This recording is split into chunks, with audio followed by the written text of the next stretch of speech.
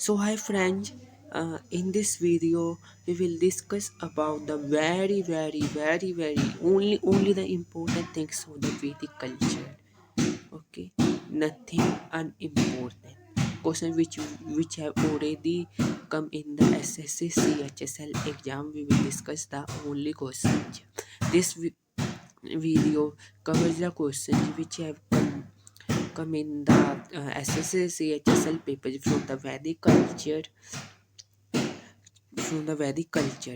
from the year 1997 to 2017. I will make a separate video from 2017 to 2021 till now. Okay, because they are many shift because उसके बाद क्योंकि shifts है ना वो increase हो गई थी इसी वजह से अब वो उसका भी मैं अलग से लेके आऊँगा वीडियो 2017 से 2021 तक। ठीक है, वो भी मैं कैसे बढ़िया से बना के लेके आऊँगा। फिर हम स्टार्ट करते हैं अपने क्वेश्चन से। फिर सबसे पहला हमारा क्वेश्चन आया था आर्यन के बारे में। इसमें आपको याद रखना है कि जो आर्यन थे ये वैदिक कल्चर में वालों को ही बोला जाता है आर्यन। और इनका कीजिए कहाँ से आए थे, सेंट्रल एशिया से आए थे। ये बताने वाले सबसे पहले कौन थे, मैक्स मुल्लर। ये आपको याद रखना है ना। और उसमें आपको एक और चीज़ याद रखनी है वैदिक पीरियड में इंद्र के बारे में। इंद्र की पूजा होती थी। ये इंद्र इम्पोर्टेंट वर्ड है। ठीक है, अब हम अपने नेक्स्ट चीज़ की तरफ बढ़ते हैं।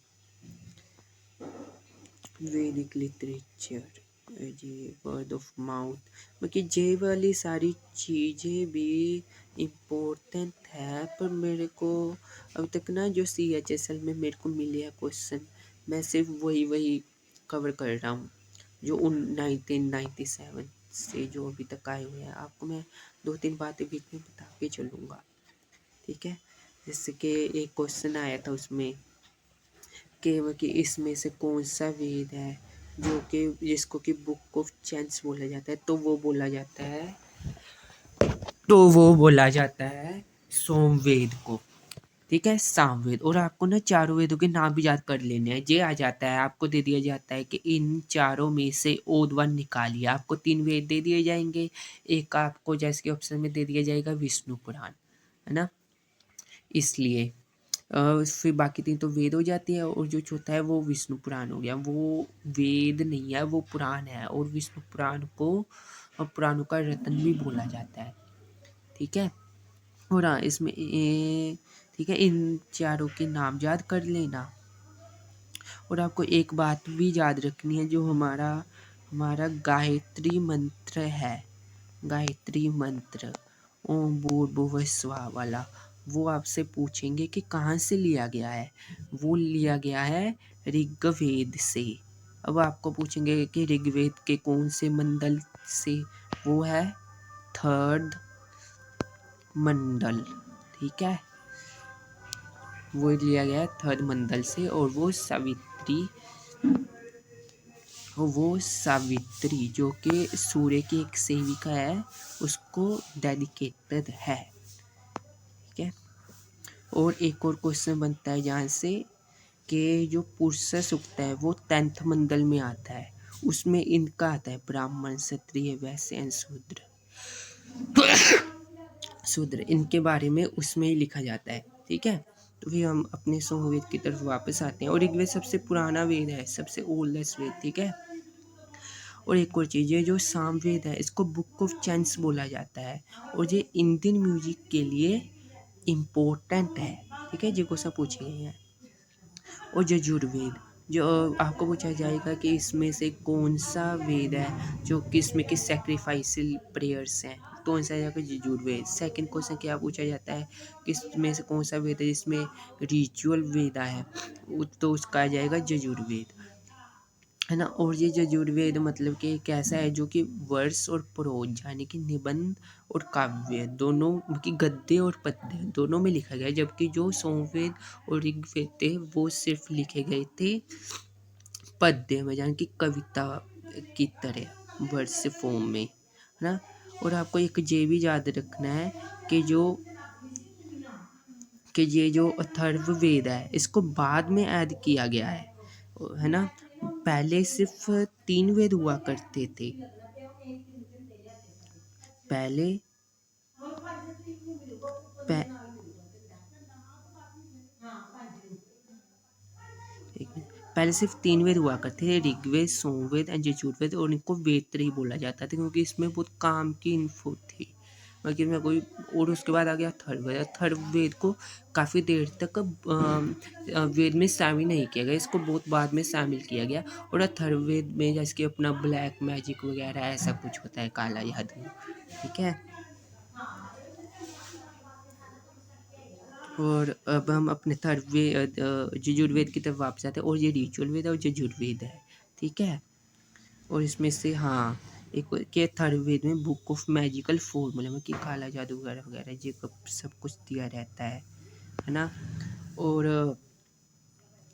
ये सब के जो उसके वो की उनके ब्राह्मण दिए हुए हैं वेदों के, है ना। और ये जो मैं हाईलाइट किए हुए हैं ना, ये बहुत इंपॉर्टेंट है, ये तो आपको रट लेने हैं।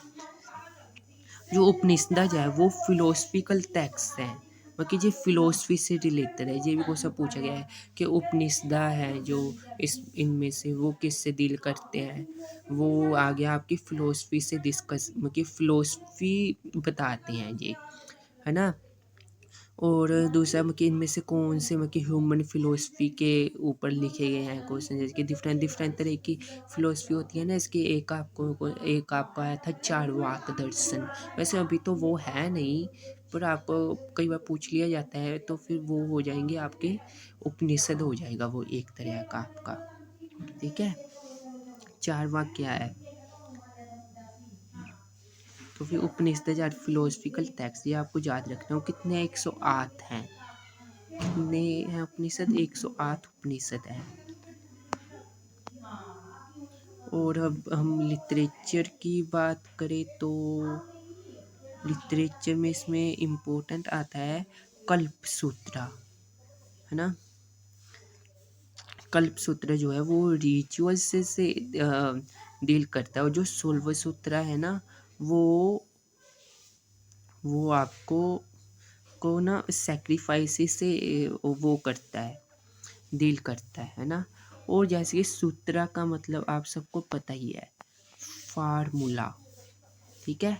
सूत्रा का मतलब क्या होता है, फार्मूला, है ना। जे को सब पूछा गया था कि मतलब इसमें से कौन सा मतलब वो है जो कि मैथ के साथ डील करता है। ये देखिए मैंने लिखा हुआ है, इसमें से जो 16वां सूत्र है वो मैथ के साथ डील करता है, ठीक है। इसमें मैथ दिया हुआ है, फार्मूले, और इसमें सेक्रीफाइसेस के बारे में भी बताया हुआ है। और कल्पसूत्र में रिचुअल या कि हमारे रीति रिवाज वगैरह वगैरह, ठीक है। ये मैथ की दृष्टि से बहुत इंपॉर्टेंट है सोलव सूत्र, ये आया हुआ है ना। और आपको पूछ लेंगे कि इनमें से कौन सी है जो ओल्डेस्ट ग्रामर है, मतलब कि व्याकरण, व्याकरण ही ग्रामर को हिंदी में क्या बोलते हैं, व्याकरण। वो क्या है, अष्टाध्यायी, और किसने लिखी है, पाणिनि ने। क्योंकि आपको पूछा जाएगा कि इसमें से कौन सा हुआ है जो कि ओल्डेस्ट ग्रामर बनाई जिसने, वो हो जाएगा पाणिनि, ठीक है। क्योंकि उसने वेदों का मतलब वो अध्ययन किया, उसने काफ़ी ज़्यादा रूल बनाए ग्रामर के, अकेले नहीं।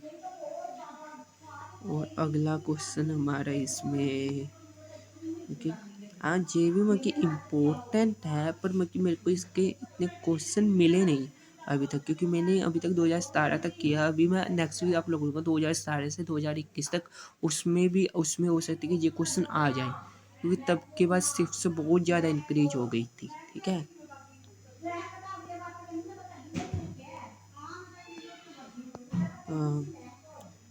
हाँ एक मनुस्मृति, इसमें हाँ इसमें एक आपको क्वेश्चन आता है कि मतलब कि रत्नाकर किसको बोला जाता है, तो वो रत्नाकर बोला जाता है हमारे वाल्मीकि जी को, हमारे वाल्मीकि जी को ही रत्नाकर बोला जाता है। आपको क्वेश्चन आया था कि, है ना जी, आपको क्वेश्चन आया था कि रत्नाकर वाल्मीकि जी को बोला जाता है, बस आपको ये याद रखना है। ना CHSL में ही आया था। मैं सिर्फ CHSL वाले कवर कर रहा हूँ। अब तो CGL MTS वो भी मैंने कवर नहीं किए। ये सिर्फ CHSL वाले हैं ना, ये तो बहुत इंपॉर्टेंट है, ठीक है। अगर आप चाहते हो मैं CGL और MTS भी कवर करूँ तो आप मुझे बता देना, क्योंकि ना कई बच्चे बोलते रहते हैं कि आप CGL का करवाए जा रहे हो, हमें तो CHSL का करना है, SSC का। फिर हम बताते कि SSC मतलब वही बात होती है। पर फिर भी चलो मैंने अकेले एक तरह का CHSL का बना दिया। अगर आप चाहते हो कि मैं सारे क्वेश्चन कवर करूँ 2017 से 2021 तक, और CGL भी कवर करूँ, MTS में कि सारे क्वेश्चन कवर करूँ इसमें से, है ना, जो भी आए हुए हैं, है ना, और बेकार बेकार की चीज़ें में कि मैं फ़िल्टर आउट कर दूँ, तो फिर आप मुझे कमेंट बॉक्स में बताइए और मेरी वीडियो को लाइक कीजिए, ठीक है। और हाँ, आपको एक और क्वेश्चन पूछा गया था कि इसमें से कौन सा इंस्क्रिप्शन था जो कि रामायण का एक तरह का सबूत देता है ना, महाभारत का सबूत देता है, वो वाला इंस्क्रिप्शन बताइए आप लोग। तो वो वाला हो जाएगा आपका इलाहाबाद इलाहाबाद इंस्क्रिप्शन ये भी पूछा गया था आपसे, ठीक है। इसको हम बाद में कवर करेंगे जब हम डायनेस्टीज के बारे में पढ़ेंगे। इलाहाबाद इंस्क्रिप्शन किसने बनाया, कैसे बनाया, हरिसेना ने बनाया, और समुद्रगुप्त के वगैरह वगैरह, ठीक है। और अगला आप में से इसमें से इम्पोर्टेंट चीज़ आती है जी। हाँ, ये देखिए एक आपको आया था कि विष्णु जो है ना वो पुराण है, वो वेद नहीं है, पुराण है, कि आपको दे देते हैं, ठीक है। जो वेदज है वो उनकी मतलब कि उनकी एक तरह की ब्रांच निकाल दी, जैसे कि ऋग्वेद है, ऋग्वेद में कहीं पे आयुर्वेद का जैसे कि मेडिसिन के बारे में लिख दिया, तो फिर किसी ने क्या किया, जैसे कि हमारे पतंजलि जी हैं, उन्होंने उसका योग सूत्र बना लिया, उसमें से आयुर्वेद बना लिया, जो उसमें काम काम की चीज़ें थी मेडिसिन वाली, अपने अपने काम काम की चीज़ें निकाल ली, ठीक है। तो फिर इसमें कि कभी कभी आ जाता है क्वेश्चन, बस आप एक बार पढ़ लेना है, ये आसान से ईजाद हो जाते हैं। जैसे कि आयुर्वेद ऋग्वेद से लिया गया है, इसलिए मेडिसिन के जाके आयुर्वेद के बारे में हम जानते हैं। आपको ना क्वेश्चन ये दिया गया था, इसमें से कौन सा वो मतलब मेडिसिन के या फिर फिजिशियन के बारे में डील नहीं करता, तो उसमें एक ऑप्शन देते हैं आयुर्वेदा, धन्वंतरी, ऐसे करके वगैरह वगैरह, इसलिए आपको मेडिसिन के याद कर लेने हैं, ठीक है। और गंधर्व वेद सोमवेद से लिया गया है। ये देखो म्यूजिक, गंधर्व वेद मतलब कि प्रेम विवाह होता है, सोमवेद मतलब कि सोम का अर्थ होता है एक तरह का मनोरंजन मतलब कि म्यूजिक, ठीक है, समझ रहे हो। म्यूजिक मतलब कि इंद्र को एक तरह का सोम पिलाया जा रहा है। और यजुर्वेद में हमारा क्या था, रिचुअल थे हमारे, है ना, रिचुअल थे, जो भी हमारी सैक्रिफिशियल प्रेयर्स होती हैं वो थे यजुर्वेद में। और आर्चरी धनुर्वेदा इससे लिया गया है, यजुर्वेदा थे। और अथर्ववेद से क्या लिया गया है, शिल्पवेद द साइंस ऑफ क्राफ्ट और वेल्थ, और इसके वो इससे विश्वकर्मा रिलेट करते हैं, ठीक है। हाँ, आपको उस ऑप्शन में जो मेडिसिन वाली ऑप्शन है ना, उसमें आपको विश्वकर्मा दे दिया था, तो इसका सही आंसर हो जाएगा विश्वकर्मा, क्योंकि विश्वकर्मा मेडिसिन से नहीं शिल्पवेदा से रिलेट करते हैं, ठीक है। और आपका हाँ ये बहुत इम्पोर्टेंट है, सांख्या सूत्र, ये है कपिल, ये आपको याद रखना है, सांख्या दर्शन, ये सांख्या का मतलब कि वो फाउंडर कौन है, कपिल, ठीक है। योगा का पतंजलि सभी जानते हैं, है। और इसका दूसरा इम्पोर्टेंट कौन है, जैमिनी का मीमांसा सूत्र, है ना, जैमिनी का मीमांसा, ये आपको याद रखना है, जैमिनी का मीमांसा, है ना। और हाँ, आपको ये चीज़ भी याद रखनी है कि जो ऋग्वेदिक है उसको ही अर्ली वैदिक पीरियड बोला जाता है, अर्ली वैदिक पीरियड और ऋग्वेदिक पीरियड, ये क्वेश्चन पूछा गया है, अर्ली वैदिक पीरियड और ऋग्वेदिक पीरियड ये दोनों एक ही हैं, ठीक है, ऋग्वेदिक और अर्ली वैदिक। अर्ली मतलब कि पहले वाला, पहले ऋग्वेदिक था फिर उसके बाद पोस्ट वैदिक आया, जो अर्ली वैदिक है उसको ऋग्वेदिक पीरियड बोला जाता है, जो क्वेश्चन आया हुआ है। मेरे वैसे एक दो इसमें MTS के भी मतलब कि आ गए, अब मैं कर रहा था CHSL के, अब उसके बाद CHSL के बाद MTS के स्टार्ट होते थे, तो वो मतलब कि मैं CHSL के कंप्लीट कर गया, उसके बाद MTS का एक आधा क्वेश्चन इसमें आ गया जब मैंने ध्यान दिया कि हाँ ये तो एमटीएस का क्वेश्चन है उसके नीचे, ठीक है। तो जो जैसे कि तो मैंने सारे कवर कर दिए। ऋग्वेदा जो है वो ही सिर्फ इस पीरियड का सोर्स है, इज़ द ओनली सोर्स। इसके बारे में हमें जानकारी कहाँ से मिलती है? ऋग्वेदा से मिलती है, ठीक है। ये आपको ये जियोग्राफिकल एरिया वगैरह दे दिया है, ये आपको पढ़ना हो तो पढ़ लेना, नहीं तो ठीक है। और ये जैसे कि और ये नदियों के नाम दिए हुए हैं कि पहले इंदस को सिंधु बोला जाता था, झेलम को वितासा बोला जाता था, वो कहाँ थी? पंजाब में थी। चिनाब को ये बोला जाता है, ब्यास को विपास बोला जाता है, रवि को पुरुषनी बोला जाता था। मतलब सप्त सिंधु थे। ये देखो ये कितनी नदी होनी चाहिए? 1 2 1 2 3 4 5 6 7, है ना। और इसमें मतलब नदियाँ कौन कौन सी आती हैं? हाँ, इसमें जो पहली 7 नदियाँ हैं वो आपको बनाती है, वो आपकी सप्त सिंधु बनाती है। इसमें पहली 7 नदियाँ हैं, ये देखो इंदस से लेके सरस्वती तक, ये बनाती है आपकी कि सप्त सिंधु बनाती है, ठीक है। सरस्वती तो अभी सूख गई, ये सप्त सिंधु। और बाकी सब सिंधु में नहीं आती, पर वहाँ पे वो फैली हुई थी वैदिक पीरियड में, ठीक है। और अगला क्वेश्चन आपसे ये देखो, ये फैमिली के बारे में कि कुल फैमिली को बोला जाता है ग्राम विलेज को विस्न क्लैन, है ना। मैं आपसे पूछा कि क्वेश्चन क्या पूछा गया था? हाँ, क्वेश्चन ये समिति के बारे में पूछा गया था। ये समिति, सभा समिति, ये इम्पोर्टेंट समझे। ये जो समिति होती है ना, ये बनाई गई थी उस टाइम जो राजा होता था उसके मतलब उसके ऊपर चेक रखने के लिए बनाई गई थी, उसको इलेक्ट किया जाता था। ये समिति थी जो वो राजा को इलेक्ट करती थी, वो यही थी जो राजा को इलेक्ट करती थी और उसके कामों पे वो चेक रखती थी, है ना। और ये देखिए उस सभा, ये देखिए लिखा हुआ है सभा function as a court of justice, है ना। सभा कोर्ट ऑफ जस्टिस। और समिति थी जो मतलब वो राजा के दरबार में जो बैठते नहीं होते, समिति, वो उसको बोल देते हैं,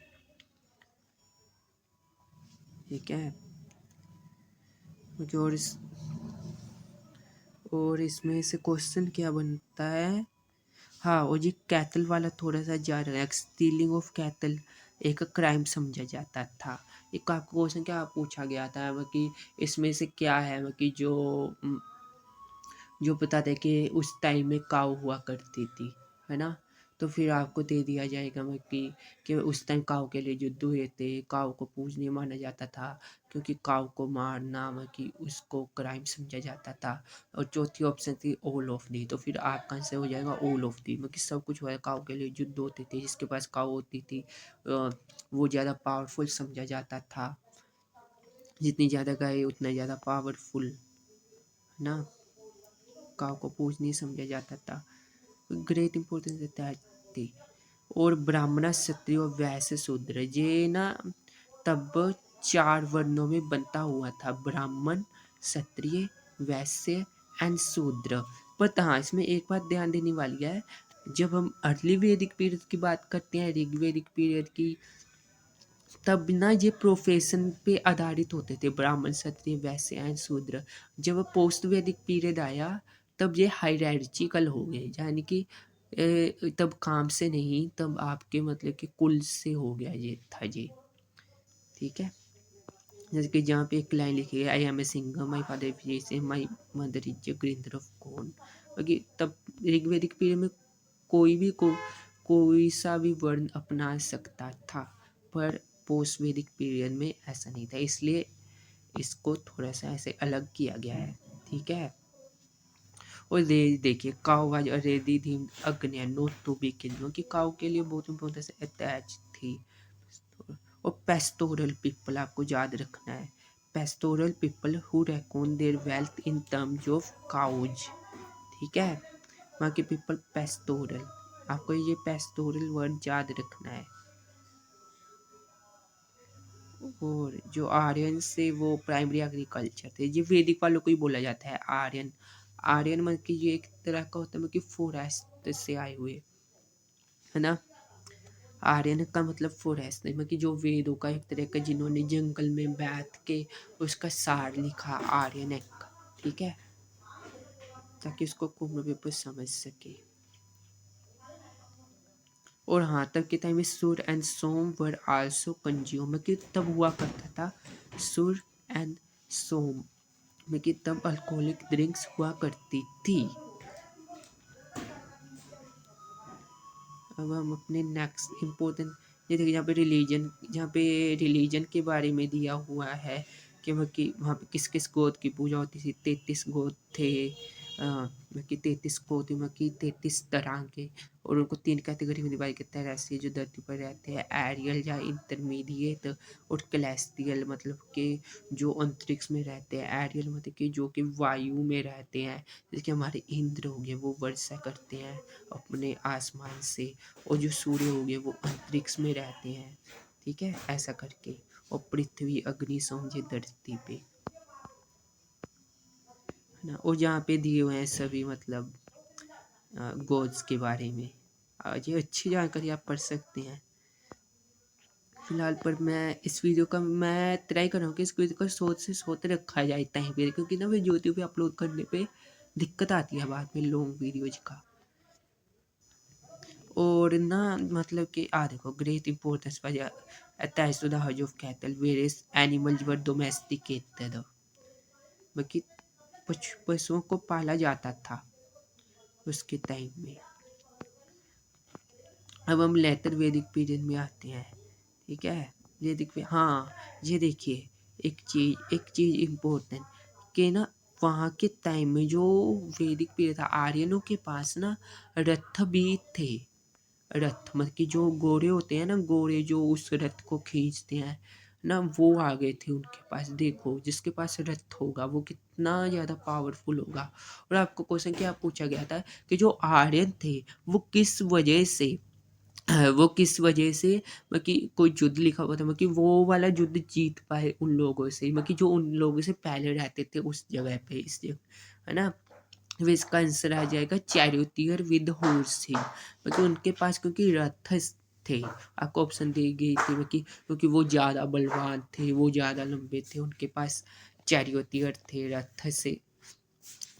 थे, जब उनके पास काव थी, ऐसा करके उनके पास रथ थे, ठीक है। रथ चैरियोटियर ऑफ हॉर्सेज, है ना, हॉर्सेज, चैरियोटियर ऑफ हॉर्सेज, ठीक है, मतलब कि वो बांध देते थे, फिर वो युद्ध जीत जाते थे इसी वजह से।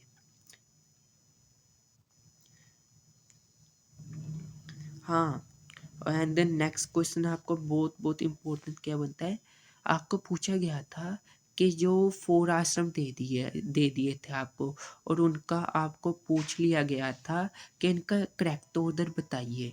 जैसे कि उन्होंने किसमें वानप्रस्थ पहले दे दिया, पहले संन्यास दे दिया, पहले ऐसा ऐसा करके।